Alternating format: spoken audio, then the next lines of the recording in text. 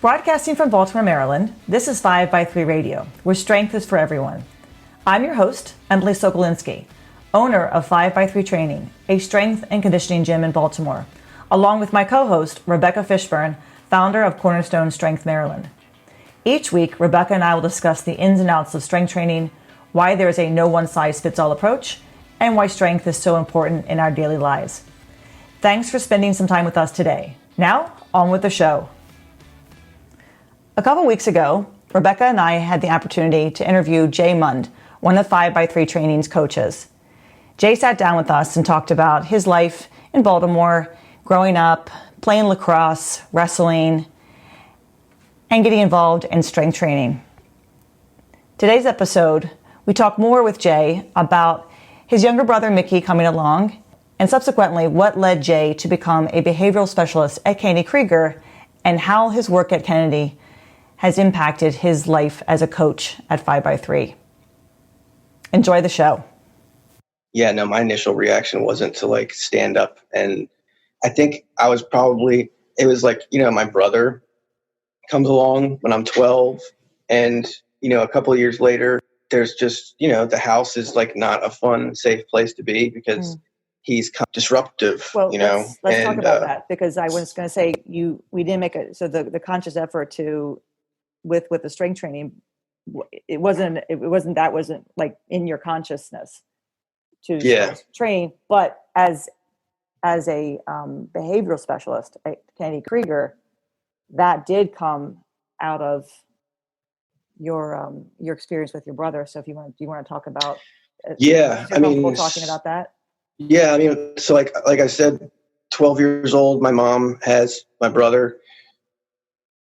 I was not happy about that because I'm a selfish little brat, But a couple of years later, he starts, throwing these fits, and it wasn't until a year later after that they found out that they took him somewhere and got a diagnosis of autism, Mm-hmm. But up until that point, we just, this is 1992. So this was before a lot of the huge wave of autism diagnoses came out and everybody knew everything about it. But, he was really disruptive and, I was embarrassed by it, it made me feel weird, because I was like, that's not normal. That's my blood. Mm-hmm. So that means I'm not normal, and it was really just sad and just disturbing, he's hitting himself, really hard. And, I remember babysitting a couple times by myself and I just couldn't get him to stop crying, Mm-hmm. And, it was rough, every time that they would leave, I'd be and he would start crying. I'm like, this is going to be till they come back, he's going to be screaming and crying till they come back. And, I didn't know how to deal with it, And so, yeah, I do think that a lot of my running and stuff was just I got to get out of this situation, Mm-hmm. And part of it was I want to change how I feel, but, Mm-hmm. and then when he did, go into crisis, we my dad or me would, hold him so that he wouldn't hit himself. And it was over if the TV broke or if the VCR broke or if one of his tapes broke or if the power went out or if, just that type of thing. Or if he, we lost something of his that he wanted. Yeah, that's, that sucked. And I never thought I would ever want to work in the field, Mm-hmm. But after college, I got a job, not right after college, but at some point I got a job working at Kennedy Krieger because I thought, I might want to be a nurse, that seems Mm-hmm. you go in, you do your job, you leave, so I was my parents encouraged me to get a job somewhere where you're going to have to take care of people so you can decide whether or not you might want to do that. So I go get a job at Kennedy Krieger as a program aide, in the school, Mm-hmm. Really entry level. And I loved it. I loved the people I worked with. They were really cool. There's a lot of young people at my age who, were also sort of like in between, college and like a career, and we're doing this and figuring stuff out. And, they were the type of people who want to do that type of job are, cool, inclusive, nice people. And, right away, like asking me to go to happy hour and stuff. So it was like a good place to work. It was also like, what I liked about it was there's all these kids that were just like my brother. It made me feel like, oh, because there's nothing weird about him. He just has this thing like all these other kids. That's a normal presentation of somebody with autism. Right. There's nothing wrong with like me or my, like, that this is, he has, he has a disability, and yeah, that we have in the family, but like, it's like all these other kids, Mm-hmm. and it was like when the stuff that he would do, like when he's watching a movie where he would like rewind and play and rewind and just watch the same scene a million times. I'm like, God, that's so weird. It's like, no, that they all do that, and then like, his tantrums, and like he would hit himself, and it's like, that's really common too. That's like super common. So, and then like getting to see how you can work through one of these tantrums, address these behaviors, and they don't seem that powerful anymore, like, whereas like if I was by myself with my brother and he would start to go into like one of these tantrums, it was like, oh my God, I don't know what to do. Right. I don't know how to make this stop, and then, working there, it was a couple of years before I felt like I knew how to deal with these behaviors. I went from being a program aide where, you're just sort of like the kid's assistant, Yep. Doing like a lot of the work for them essentially, but you're trying to like help them be more independent, but to being a behavior resource associate. So like somebody that just, I mean, at its worst, you're a timeout monitor, and they would come in and, they would walk in with their staff and they'd be like, he needs to sit for a timeout, and so we would monitor that, and now it's like, it's evolved so far to where, that's like the least important part of our job. Mm-hmm. They still have to come to resource sometimes. And it's like when my brother would be hitting himself or something like that, and he wouldn't stop. Like, there's a classroom full of kids trying to learn. So you can either keep the kid in the classroom and the other kids can't learn anything, or they can leave and they can go somewhere else and he can stay in the classroom, or you can move him to a safe alternative location and try to like get him to work through what he's got going on until he can go back and join the class, right?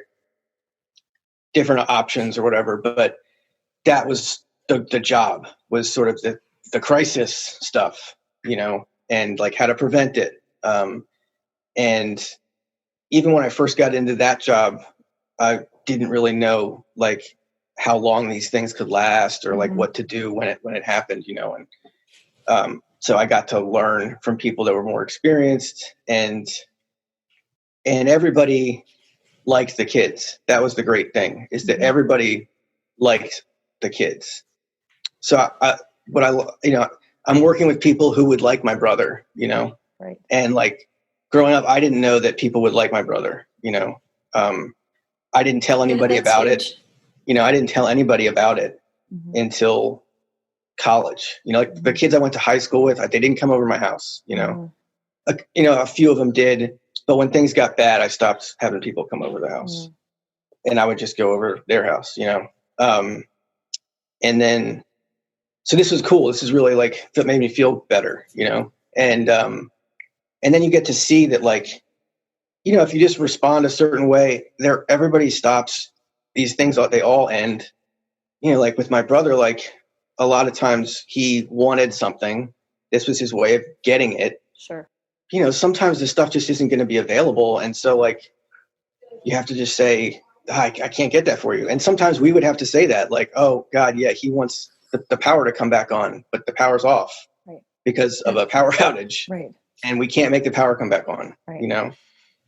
And instead of just being like, well, we'll just tell them that the power's off, and you know, we would try to do everything we could to make him feel better, you know, like my dad never took him for just a drive in the car and just got out and like, okay, you know, now he's an adult and he's experienced it enough times where like when the power goes out, he's like, oh, you know, he goes and sits in my parents' room and he tries to get them to like turn the lights back on. Right. And he like gets a light bulb, you know, and he like gives them a light bulb. He's trying to fix it. Yeah. Yeah. But he doesn't, you know, and he's older, he's more mature. He doesn't want to like have a meltdown. He'll just sort of like sit there and, you know, talk to himself or whatever. But like, he doesn't like freak out about it. But we probably could have gotten him there maybe sooner, you know, or maybe not. I don't know. But that was one of the great things about working there was just like, you know, learning that that it wasn't weird, that it wasn't bad. You know, it's just, this is like how this disability presents itself. And there are ways that you can, and again, this is like, it's a part of like why I work there is because of this like past sort of trauma where, you know, now I get to feel like I could have controlled that, you know? Mm-hmm. And so I do think about like, God, am I in the right job, you know, or am I just like still dealing with this thing that happened, you know? But I definitely love like working there. I love being able to help families. They're going through the same thing with their kid and being able to help them learn how to deal with this better and sort of like stuff. Yeah. And bringing them along with the idea that like, that this isn't like, it's hard to get them to understand like what your kid is doing is what all these kids do, you know, because they'll be like, no, but he does this thing. And I'm like, they all do that, you know? Yeah. And like, if I do this and he does that, I'm like, yeah, they all, that's how everybody does it, you know? So I want to lead you into talking about you're working with these young people, you know, young children, teenagers, you're working with families. You became a coach in 2012. Is that correct? I think 2012 you became a coach. Yeah. Mm-hmm. So and then how has the coaching since 2012, what's now 2020? We started working with you. You started joining us into 2014. You were not quite sure if you were going to really continue with coaching. And and now 6 years, you know, 6 years later, you're still with us. And how has this all shaped your coaching, your training, and then even the work you do with your young people and your parents? Yeah. So, so like as part of my training at work, I've gone back to school, you know, I got a master's in special ed a long time ago, but I got, a certification still haven't gotten the certification, but I got a postgraduate certificate in behavior analysis. Nice. So I learned about, you know, and that's the job I have is behavior analysis, mm-hmm. you know, learning the science of behavior, you know, and, well, it's really cool because it's like, the whole foundation that it's built upon is the idea that you can, shape people's behavior, that people's behavior is predictable, that if, you know, you figure out like what circumstances a person is going to display a behavior under, if you create those circumstances, they'll display that behavior again. It kind of is built on the idea that like, we don't have as much free will as we think we do. And, like people are going to just, like I said, behave predictably. And so you might think, well, why don't they just do something different? Well, they didn't do something different because the circumstances were such that they were going to do it this way. So at the gym, you know, like teaching somebody, you know, behavior analysis is all about teaching, you know, that a person will display a behavior under certain circumstances. So like getting somebody to perform the squat the way I want them to perform it, I just have to put down the circumstances that they'll display the correct behavior. And if I give them the right if the right thing happens after they display the behavior, they'll continue doing it that way, And so when somebody isn't doing it the way I want them to do it, it's my fault, not their fault. And so, like I just have to think, okay, well, what do I have to do to get them to do it the way I want them to do it? And, it's so easy to get frustrated with people, because they're not doing it the way I want them to do it. Sure. Why are they here? They're not here trying to piss me off, They probably didn't decide, I want to go and piss this guy off. So I'm going to spend this much money to get him to screw up my squat. Yeah. So that I can piss him off. No, I mean, they would do it correctly if they knew how to, Right.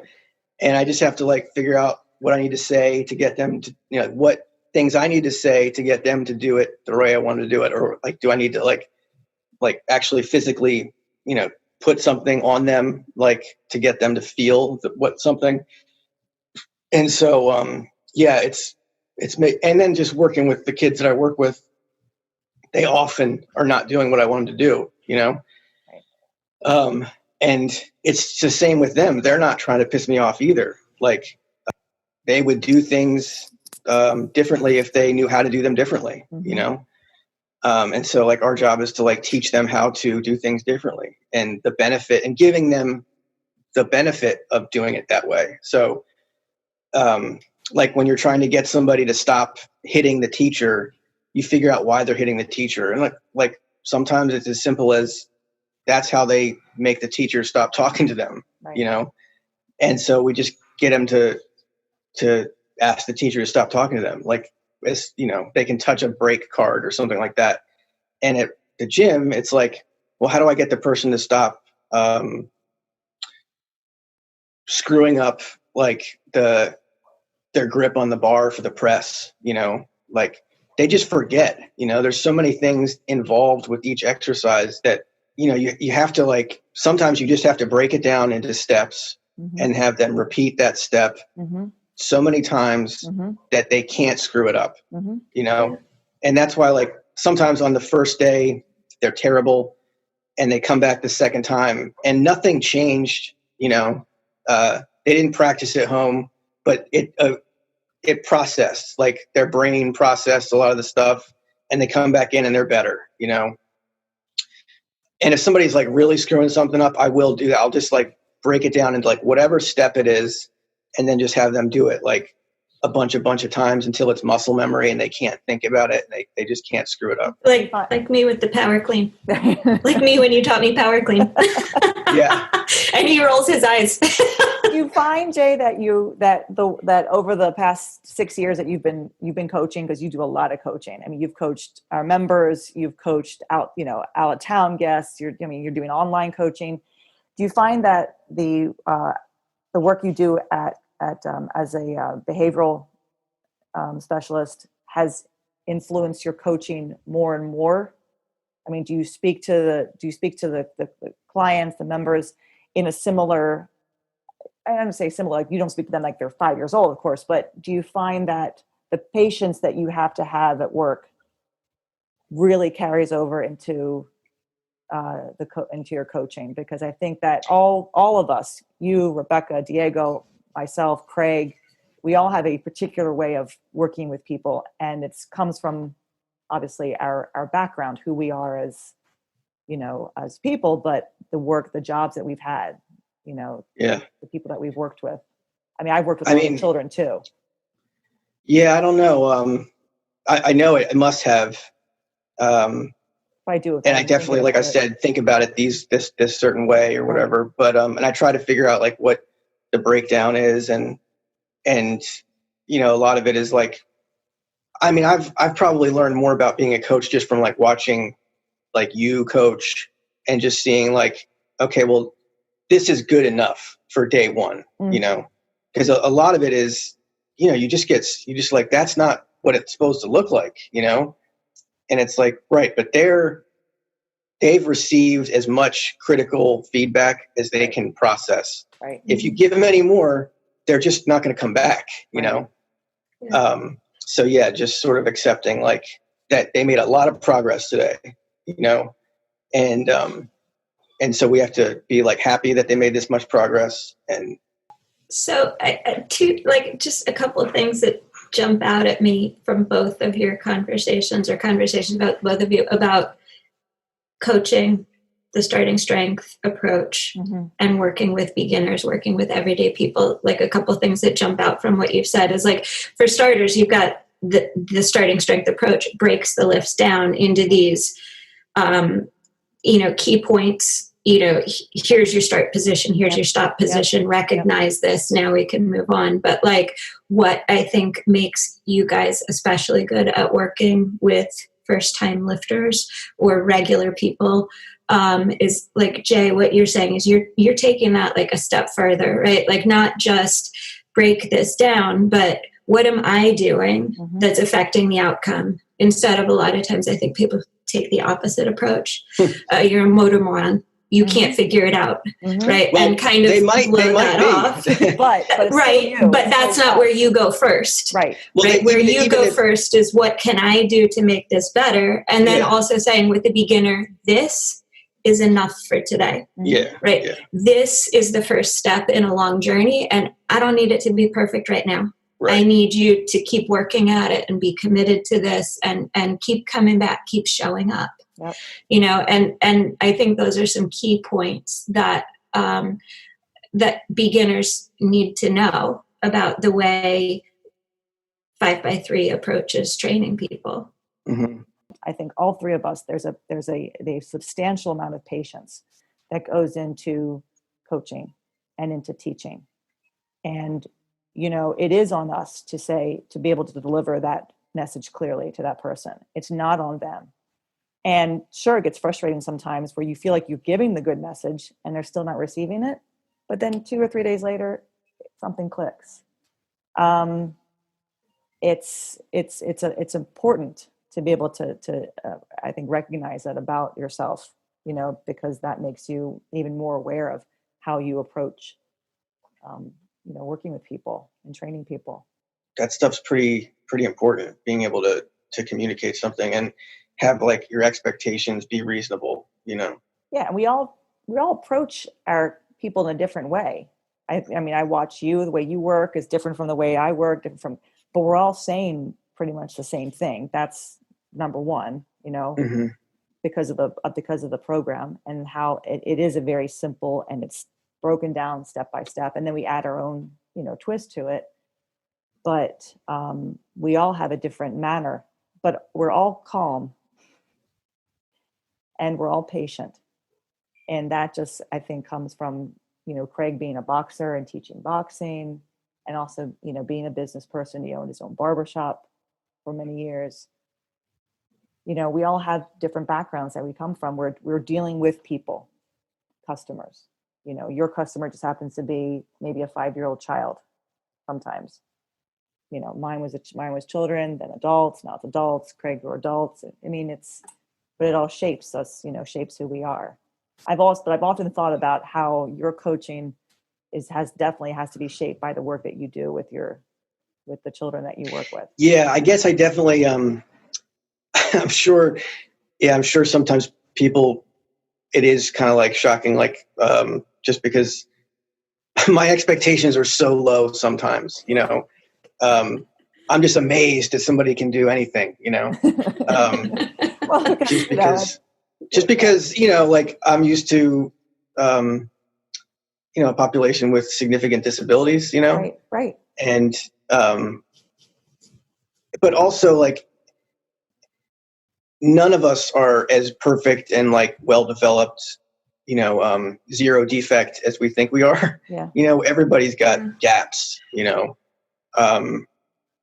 and everybody was a kid once, and I think a lot, like when you get back into a teaching, like learning environment where you're learning, all that stuff that you had as a kid where somebody was teaching you something, especially like a gym class type situation, all that stuff comes back. And the people we get aren't like natural athletes, we get very few people who like were awesome athletes, some of the girls But like a lot of guys who are, that's their sort of profile, they don't want somebody to tell them like how to do this, you know, they're doing it on their own.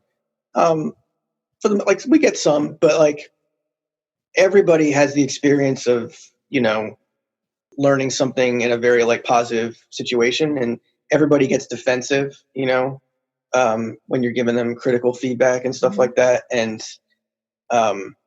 you know, the kids I work with, like it's a lot of them like really hate to get, you know, told that they did something incorrectly. So if you can figure out a way to teach them so that they don't ever make a mistake, man, then you're like doing good. And like when we the way we teach the movements, you know, the way we go, okay, so now you're going to do this, and then they do that, and you go, okay, so now you're going to do this, and then you're going to do this, and they do that, and they feel successful, you know. And like on day one, we get them through the exercises. They get up to a weight that's like a little bit of a challenge, but they do it, and they do it well, you know, and they feel good, and they're like, oh my God, that wasn't that bad.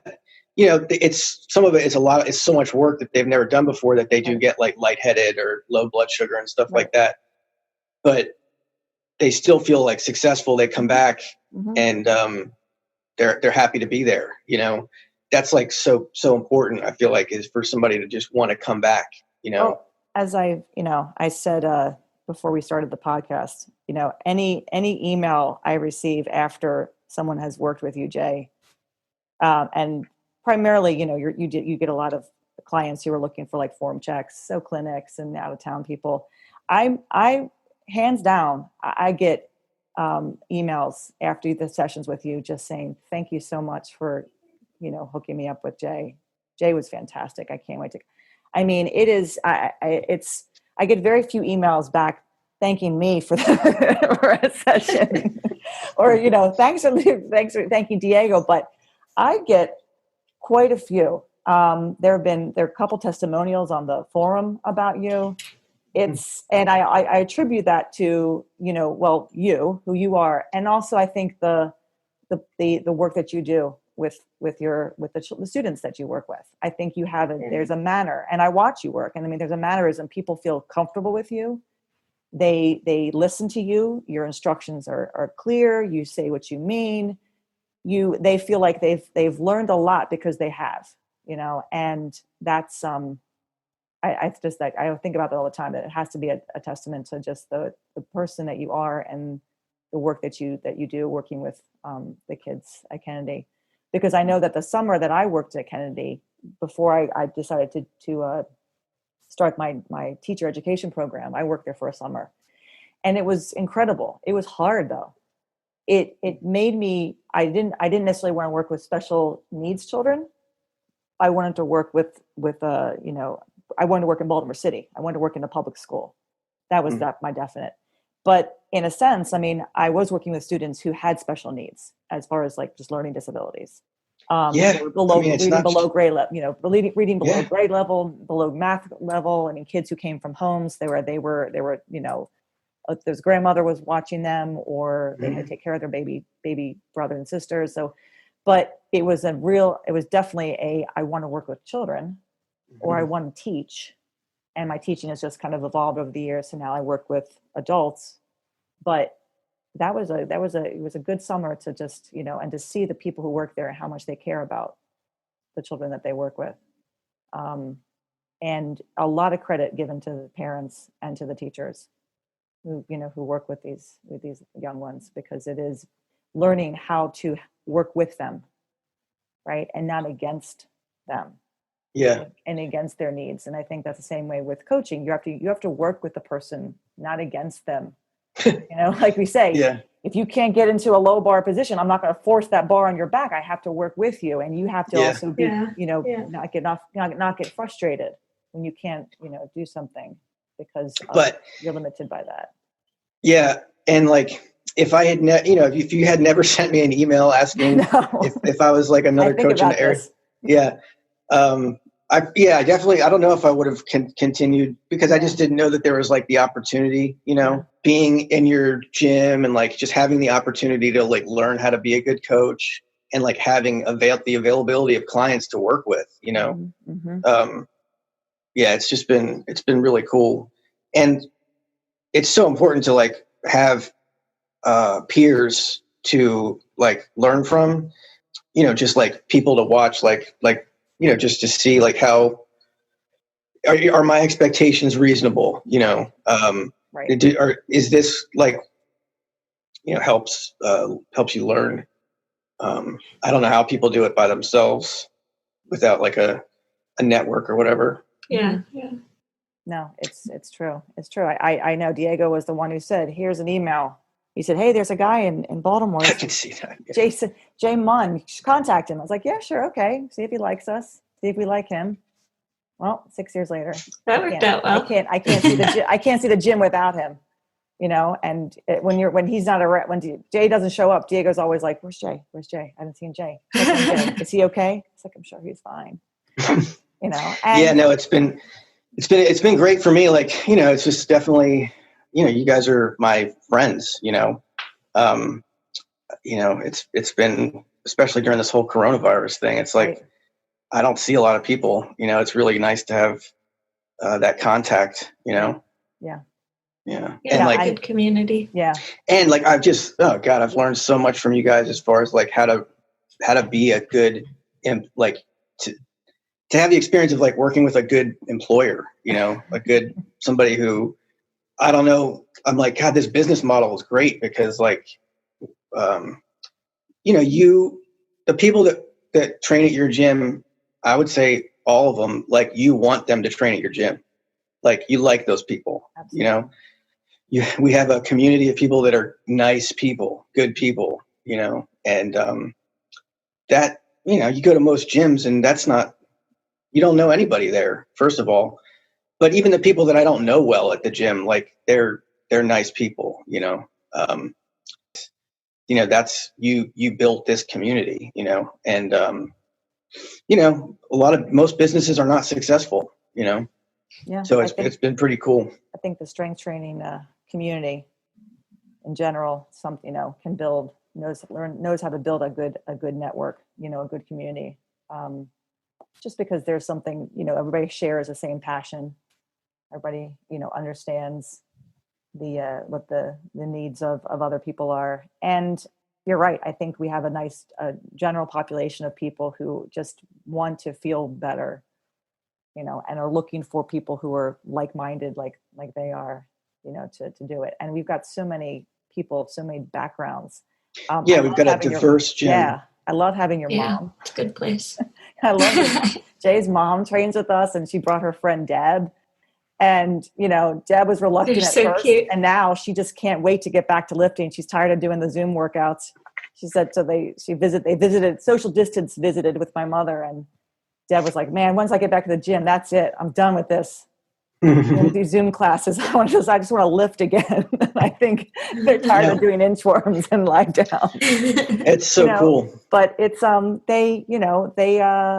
you introduced that to your mom and she listened and then eventually your father kind of, you know, joined in and he listened, and it takes time, but the, you know, people will come around, you know, sometimes, and I think when they come around kind of hard, you know, and fast too. Like your mom really took to it.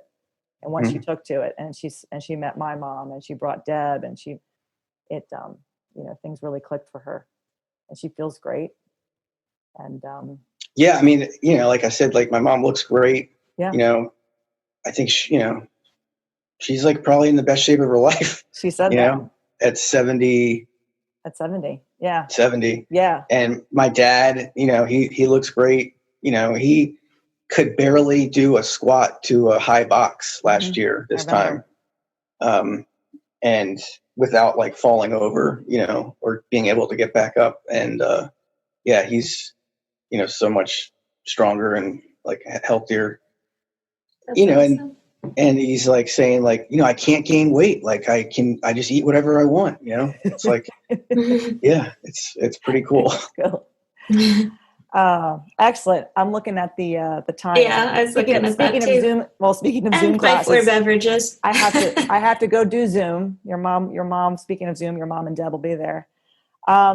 This has been great, Jay. Thank you very much for talking. Jay, it was a good conversation. I learned a lot more about you. I mean, I know a lot about you, but I learned more, and I'm glad you shared some of the experiences that you have shared, because I think that it really has shaped the coach and the person that you are today, most definitely. So thank you guys so much for having me. Thank you. Thanks. All right. Thank you. Good conversation. Yes. Take care. Bye, guys. Thanks for listening to 5x3 Radio with Emily and Rebecca. If you like our show and want to know more about 5x3 training, please visit us at www.5, that's F-I-V-E, the letter X, the number 3.com. You can also find us on Facebook and Instagram. To learn more about Rebecca, please visit her website, cornerstonestrengthmaryland.com. Thanks for listening and have a great week.